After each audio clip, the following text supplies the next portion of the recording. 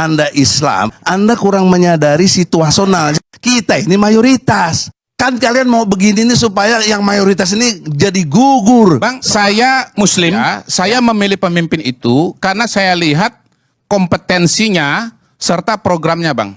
Bukan lihat agamanya. Pada saat Pilgub DKI Jakarta 2017, saya Islam, saya pilih Ahok. Silahkan kalau abang anggap saya salah. Ente mau masuk neraka juga nggak apa-apa. Misalnya kita mengatakan jangan pilih dia karena agamanya tidak sama dengan kita. Jangan pilih dia karena sukunya tidak sama dengan kita. Karena kita sudah masuk ke dalam keluarga besar negara bangsa. Makanya tadi Jadi oleh karena itu saya bicara Al-Maidah ayat 51. Abang bukan Tuhan. Ya, bukan. Tapi abang bisa mengklaim bahwa saya salah. Ya. Bahwa saya kurang Tadi Islam ente bilang dibandingkan kita dengan pembimbing. abang. Nah, itu yang bahaya, Bang. Bubar republik ini, Bang. Ya. Bubar republik ini, Bang. Enggak, Kalau siapa yang bilang abang bubar? merasa abang lebih Islam daripada saya. Tidak ada yang lebih Islam, enggak Loh, ada. Saya menyayangkan Anda tidak baca Al-Maidah ayat 51 bahwa dilarang memilih pemimpin yang Yahudi, Nasrani. Ada jelas eksplisit. Saya nanya, bagaimana Nggak, kalau orang saya belum Amerika? selesai dulu. Saya tanya dulu nih, karena ini kan perlu kejelasan ini. Makanya itu saya bilang bukan. Ya. Bagaimana kalau orang Muslim di Amerika? Ya. Apa yang harus mereka Ya harus lakukan? bersikap apa? Ya bagaimana? Ya sikapnya kalau dia konsisten, yang saya bilang tadi disiplin rohaninya, dia harus istiqomah. Nah, gimana itu? Ya Gimana? kalau tanya saya gimana, saya melawan kalau saya. Melawan di Amerika. Ya kalau nggak mau milih, nggak ikut milih kan nggak apa-apa. Oke, Pemilu itu hak, bukan kewajiban. abstain deh, abstain. Oh, absen begitu. Bukan absen, saya memilih untuk tidak memilih. Abang Saya katakan baca salah. Quran. Saya nggak objektif. Baca Quran. Saya cukup. Iya, Bang. Kita Al-Maidah sama-sama 51. Islam. Kedori. Tapi saya bisa punya Cukup. pilihan. Ya, Anda boleh pilih yang lain, Iya, Bang. terserah. Iya, Bang. Anda. Saya jawab aja, Bang. Ya Saya cuma sudah. jawab aja. Makasih, Bang. Saya pilih yang Al-Quran. Iya, iya, Al-Maidah iya. 51. Udah gitu. Saya senang ada Bang Egy di sini sehingga contoh politik identitas itu menjadi nyata pada diri Bang Egy Sujana. Anda Islam, Anda kurang menyadari situasional. Kita ini mayoritas. Kan kalian mau begini nih supaya yang mayoritas ini jadi gugur. Bang, saya Muslim, ya, saya memilih pemimpin itu karena saya lihat kompetensinya serta programnya, Bang. Bukan lihat agamanya. Pada saat Pilgub DKI Jakarta 2017, saya Islam, saya pilih Ahok. Silahkan kalau nggak abang anggap saya salah. Ente mau masuk neraka juga nggak apa-apa. Misalnya kita mengatakan jangan pilih dia karena agamanya tidak sama dengan kita. Jangan pilih dia karena sukunya tidak sama dengan kita. Karena kita sudah masuk ke dalam keluarga besar negara bangsa. Makanya tadi Bang, Jadi oleh saya karena bilang, itu saya bicara Al-Maidah ayat 51. Abang bukan Tuhan. Ya, bukan. Tapi abang bisa Ya, mengklaim ya. bahwa saya salah. Ya. Bahwa saya kurang Tadi Islam ente bilang dibandingkan kita dengan pembimbing. abang. Nah, itu yang bahaya, Bang. Bubar republik ini, Bang. Ya. Bubar republik ini, Bang. Enggak, Kalau siapa yang bilang abang bubar? merasa abang lebih Islam daripada saya. Tidak ada yang lebih Islam, nggak Loh, ada. abang Saya menyayangkan Anda tidak baca Al-Maidah ayat 51 bahwa dilarang memilih pemimpin yang Yahudi, Nasrani. Ada jelas eksplisit. Saya nanya, bagaimana Nggak, kalau saya orang belum Amerika? selesai dulu. Saya tanya dulu nih, karena ini kan perlu kejelasan ini. Makanya itu saya bilang bukan. Ya. Bagaimana kalau orang Muslim di Amerika? Ya. Apa yang harus mereka Ya harus lakukan? bersikap apa? Ya bagaimana? Ya sikapnya kalau dia konsisten, yang saya bilang tadi disiplin rohaninya, dia harus istiqomah. Nah, gimana itu? Ya Gimana? kalau tanya saya gimana, saya melawan kalau saya. Melawan di Amerika. Ya kalau nggak mau milih, nggak ikut milih kan nggak apa-apa. Oke, Pemilu itu hak, bukan kewajiban. abstain deh, abstain. Oh, absen begitu. Bukan absen, saya memilih untuk tidak memilih. Abang Saya katakan baca salah. Quran. Saya nggak objektif. Baca Quran. Saya cukup. Iya, Bang. Kita Al-Maidah sama-sama 51. Islam. Kedori. Tapi saya bisa punya Cukup. pilihan. Ya, Anda boleh pilih yang lain, Iya, Bang. terserah. Iya, Bang. Anda. Saya jawab aja, Bang. Ya Saya cuma sudah. jawab aja. Makasih, Bang. Saya pilih yang Al-Quran. Iya, iya, Al-Maidah iya. 51. Udah gitu. Saya senang ada Bang Egy di sini sehingga contoh politik identitas itu menjadi nyata pada diri Bang Egy Sujana. Konstruksi berpikir itu amat penting dalam menilai masalah politik identitas. Pernyataan-pernyataan Jokowi berpotensi jadi tidak benar. Karena benar adalah persesuaian antara pernyataan dan kenyataan. Pernyataan-pernyataannya tadi tidak sesuai dengan kenyataan. Identitas itu ciri dari seseorang, karakteristiknya. atau komunitasnya, budayanya. Buat saya identitas itu penjelas. Identitas adalah penjelas jati diri siapapun, komunitas apapun. Maka bertentangannya adalah ketidakbenarannya sebagai given. Maka itu given, saya nggak minta jadi orang Sunda. Agama juga begitu. Golongan, ras juga begitu. Mana mau si Ahok pilih Cina gitu. Enggak, dia nggak milih. Anies pilih Arab, dia nggak milih. Itu given. Nah, bagaimana melarang identitas seperti itu? Kita lagi ngobrol lagi bicara apa sih ini? Bicara soal rumah ibadah atau bicara bicara tentang bangsa, Bang, gitu. Kalau kita bicara rumah ibadah ya wajar dong kalau kita ngomong identitas agama. Kodari Islam ya di masjid. Nah, Pak Jokowi ini kan, Bang, lagi ngomong di Bawaslu. Bawaslu itu adalah institusi kenegaraan. Nah, saya nyambung dengan Bang Fahri dan Bang Arya lah. Ini brother, Ketika Anda kita kan nanya bicara- saya. Belum selesai, belum. Baru di depan. Sebentar, Bang, sebentar. Harus dijawab. Ya, gimana mau jawab? Selesai juga belum? Iya, ojo ke susu, Bang. Iya. Iya. Jadi kalau kita bicara Pilpres, maka kita bicara tentang negara bangsa, tentang Indonesia, gitu. Bukan tentang Islam atau Kristen, begitu. Nah, ketika kita bicara tentang Indonesia, maka yang namanya identitas agama atau suku, ya, rumah ibadah atau pakaian adat, itu bukan jadi kerangka. Abang justru salah di situ. Ketika bicara negara, abang bicara mengenai identitas-identitas yang sifatnya itu pribadi, ya. Dengan segala hormat saya dengan Presiden, pernyataan Anda itu nggak benar dari segi logika berpikir gitu loh. Kalau kita menggunakan akal sehat, kalau Rocky bilang. Kalau saya istilahnya adalah logika tadi yang masuk akal. Maka untuk itu, bangunan kita dalam membangun politik identitas antara logika dan moral tadi yang saya bangun dalam pengertian os jubedil itu harus dibangun dengan kedisiplinan rohani dan etika situasional. Orang yang berdisiplin secara rohani, maka pendekatannya iman dan takwa. Wujudnya menjadi orang yang memegang teguh pendirian istiqomah. Etika situasional itu mensikapi keadaan-keadaan yang penuh dengan kearifan. Menjadi Indonesia ini oleh banyak orang disebut keajaiban. Gitu. Saya kebetulan tadi sore ada bedah buku Robert Elson, seorang sejarawan dari Queensland, ya, University of Queensland.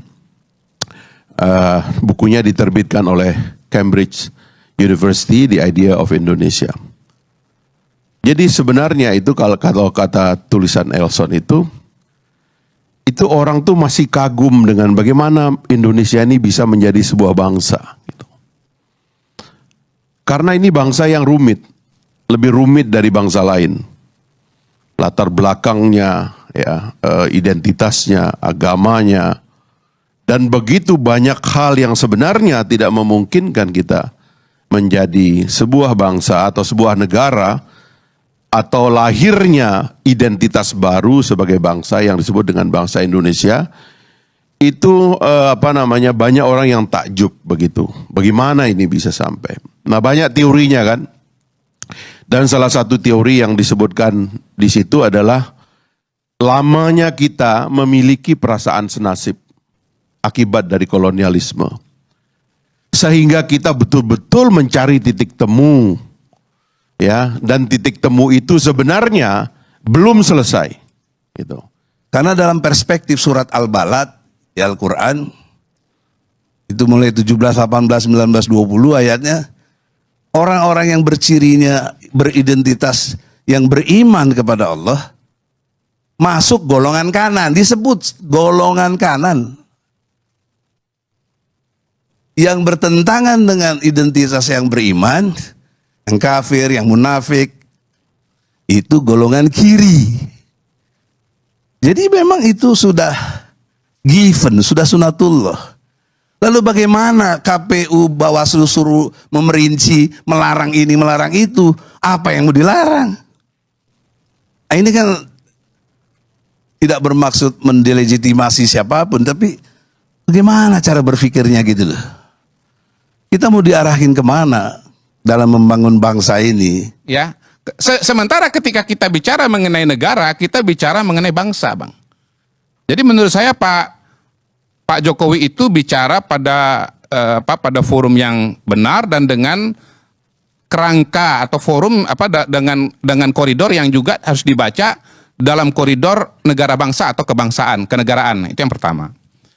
Yang kedua, kalau saya mendefinisikan politik identitas itu adalah politik atau tindakan untuk melabel kandidat ya dengan ya label-label agama begitu ya atau suku untuk mendapatkan dukungan dan memenangkan pemilu ya. Nah, kalau Pak Jokowi punya tafsir yang lain atau teman-teman punya definisi yang lain ya nggak apa-apa, sah-sah saja. Kayak kita bikin skripsi aja kan kita bisa kutip istilahnya satu tapi definisinya ada 2 atau 3 atau 4 begitu. Dan akhirnya nanti penulis akan membuat rumusan sendiri. Anggap aja saya sedang bikin skripsi nih Bang. Jadi Abang sebagai penanggap atau sebagai dosen boleh gak setuju, tetapi ini definisi dari saya gitu ya. Iya boleh Bang, pembimbing Bang. Abang juga, abang tuh pembimbing kami, pembimbing saya, pembimbing Fahri. Walaupun maaf Bang, mohon maaf nih, murid abang nih partainya lolos, abang nggak lolos partainya sebagai pembimbing.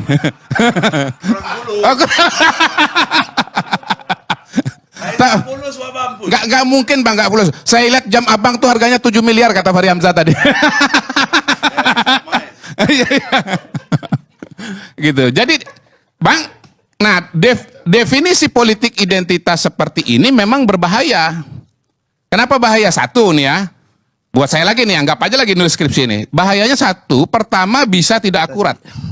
Saya sedikit mengingatkan bahwa dalam Piagam Jakarta itu belum ada ketuhanan yang Maha Esa. Hanya ketuhanan dengan kewajiban menjalankan syariat Islam. Bagi Anda tadi keliru, saya dengar ketuhanan yang Maha Esa. Bersedianya Ki Bagus Hadikusumo mencoret 7 kata dengan tawaran gagasan yang sangat fundamental. Melaksanakan syariat Islam itu bentuk fikih, syar'i. Jadi Elson kira-kira agak menjelaskan bagaimana keinginan para pendiri bangsa itu, dan dia menyebut secara khusus para pelajar yang ada di negeri Belanda dan di Eropa secara umum menemukan kata bangsa Indonesia, dan kemudian bagaimana mereka-mereka yang bersekolah di Timur Tengah mengajak Islam ya dalam rumpun bangsa baru yang bernama bangsa Indonesia itu. Itu suatu ikhtiar yang luar biasa dan sangat mengagumkan begitu. Sehingga kita betul-betul bisa mengintegrasi 2 arus besar yang biasanya tidak ketemu. Tapi dikembalikan, itu dicabut, dicoret, gantinya ketuhanan yang Maha Esa. Kembali ke tauhid. Jadi struktur ajaran Islam itu tauhid, ilmunya, fikih untuk masalah hukumnya, kemudian tasawuf untuk akhlak. Jadi akidah syariah akhlak ditenggarai dengan sangat kuat, basisnya adalah akidah. Jadi justru blessingnya dengan dicoret 7 kata, maka beridentitas sangat jelaslah negara Republik Indonesia. Pasal 29 ayat 1 menyatakan negara Republik Indonesia berdasar kepada ketuhanan yang Maha Esa. Misalnya nih ketika Pilpres 2019 misalnya ada ada sekelompok orang yang menamakan diri misalnya sebagai istimewa ulama begitu, memberikan label kepada Pak Prabowo sebagai calon Islam begitu, yang berimplikasi bahwa calon yang satu lagi yaitu Pak Jokowi itu bukan calon Islam begitu. Nah, menurut pengalaman saya, cara-cara seperti ini bisa sangat salah, Bang. Gitu. Kenapa? Yang dianggap sebagai calon yang tidak Islam atau tidak santri, jangan-jangan lebih soleh daripada calon yang dianggap santri, begitu. Ya, ini bisa berlaku di mana saja ya. Bahkan termasuk nih terjadi di kampus saya dulu waktu saya kuliah di UI dulu, begitu. Biasa tuh, dari dulu juga udah ada tuh praktek-praktek seperti itu. Yang kedua, alangkah berbahayanya kita sebagai sesama makhluk, ya, artinya ya sosok yang relatif, kemudian berusaha mengambil wilayahnya Tuhan yang absolut itu dengan mengatakan dia lebih Islami daripada si itu gitu. Si A lebih Islami daripada si B. Enggak bisa kita sebagai sesama manusia dengan segala kefanaannya mengatakan bahwa ini lebih Islami daripada yang satunya lagi. Begitu. Siapalah kita ini? Itu yang kedua. Tuhan Yang Maha Esa diabadikan di sila pertama dan dijelaskan lebih jelas di Mukadimah alinea ketiga. Berkat rahmat Allah dinyatakan kemerdekaan bangsa Indonesia. Dan Allah itu punya hukum, namanya hukum Islam. Siapa yang harus berlakukan?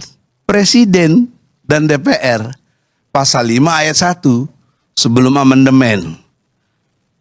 Presiden memegang kekuasaan tertinggi dalam membentuk undang-undang dengan persetujuan Dewan Perwakilan Rakyat. Setelah diamandemen, pasal 5 ayat 1 tetap hak presiden dan DPR-nya dipindah ke pasal 20 dan 21 UUD 45. Tapi tetap substansinya yang berhak membuat hukum di negeri kita adalah presiden dan DPR.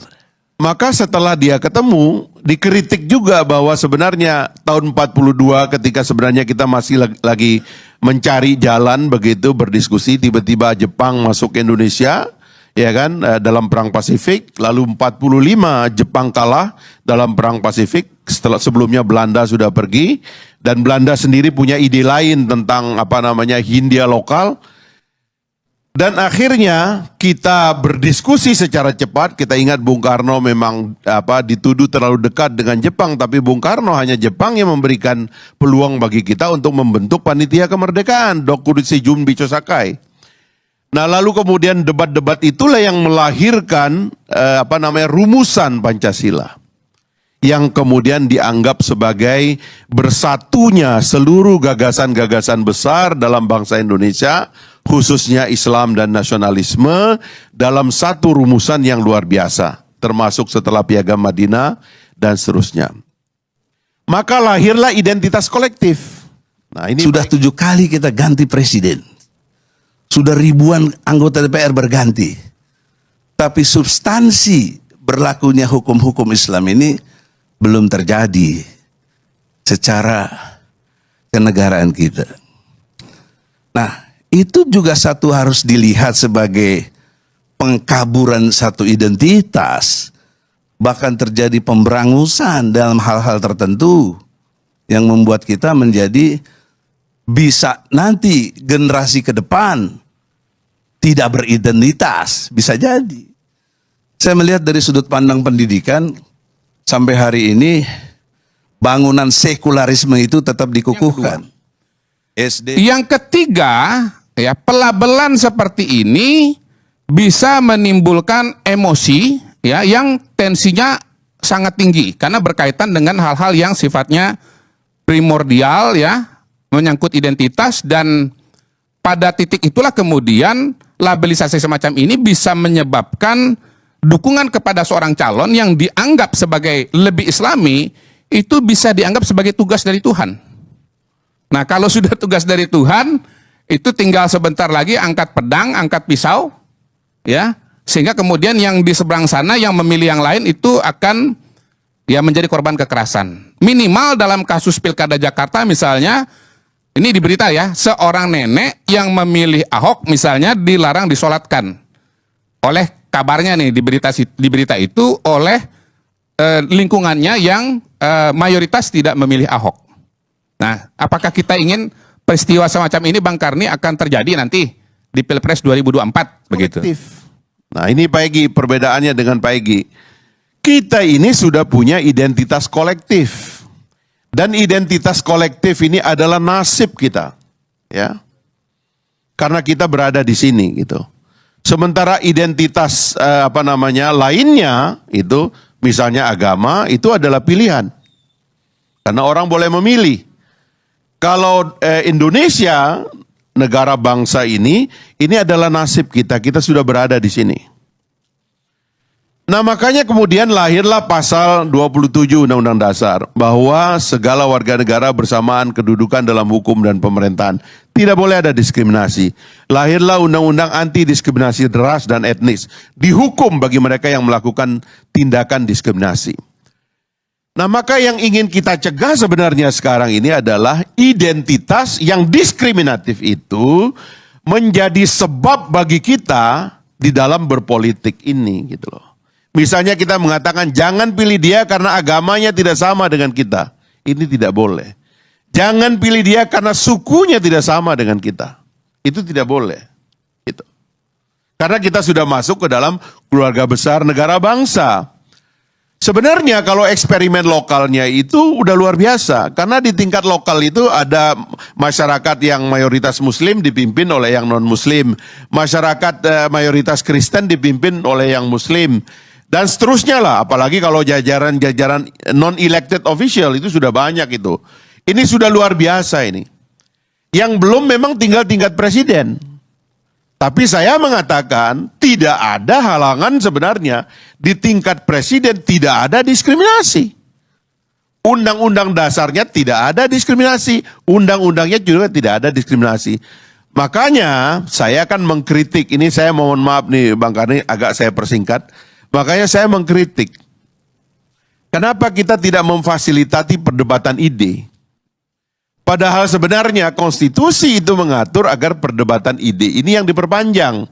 Kenapa ada muncul pasal 6A dalam Undang-Undang Dasar bahwa seorang calon presiden misalnya tidak bisa menang kalau dia tidak mayoritas di popular vote dan mayoritas di electoral vote berbasis provinsi dengan perolehan 20% pada provinsi yang dia menang. Kenapa itu muncul? Karena konstitusi mendorong lebih banyak kandidat. Dalam perspektif Al-Quran, saya menyayangkan Anda tidak baca Al-Maidah ayat 51. Bahwa dilarang memilih pemimpin yang Yahudi, Nasrani. Ada jelas eksplisit. Kemudian Anda tidak baca lagi At-Taubah 80-85. Tidak boleh sholat di pinggir, berdoa di liang lahat yang munafik. Bung Egy, saya nanya bagaimana kalau orang Amerika, saya tanya dulu nih, karena ini kan perlu kejelasan ini. Makanya itu saya bilang bukan. Bagaimana kalau orang Muslim di Amerika? Ya.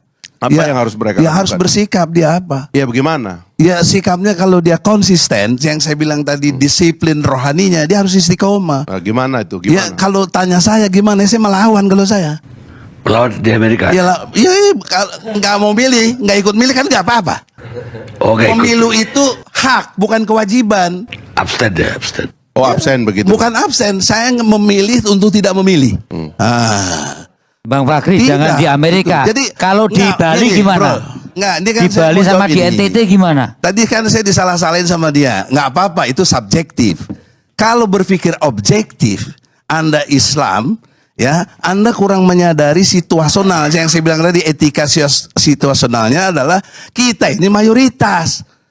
Ada yang minoritas. Ini yang konsep tahu dirinya tuh nggak jalan.